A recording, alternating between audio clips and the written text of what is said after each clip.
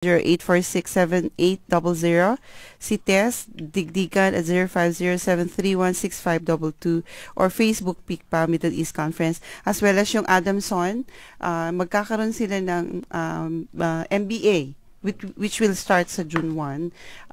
Kung I think Daddy Blue, nandito na sila, nag-guest sila, no? Last week. Oo nga, pasensya na sa dami ng ating mga katanungan.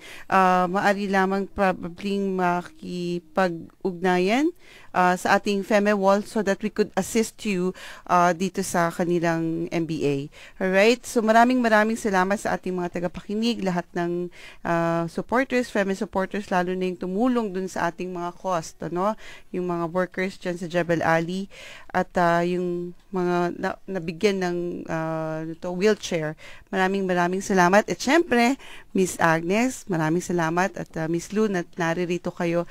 At yung mga nakinig, hindi lamang sa Pilipinas or dito sa Dubai, kundi din sa Doha. Marami dyan, okay? At lagi nga po namin sinasabi sa inyo, para sa inyo ang programa na ito at hindi sapat na ikaw ay Pinoy, hindi pwedeng ox na yan o sige na nga, at dahil Pinoy ka, dapat magaling ka. Hindi na dapat maging tahimik o feeling maliit o mahiyain. May sinabi ka kasi Pinoy ka. Mahusay at magaling, may puwang ka sa mundong ito para maging isang Filipino excellent. Ito po si El, salamat sa inyo and God bless. Sa programang ito, walang bata o matanda, mayaman o mahirap, may pinag-aralan o wala. Basta Pinoy ka at magaling ka, dito ka, kasama ka namin sa pagsulong ng isang mahusay at magaling na Pilipino. Mabuhay tayong lahat at God bless.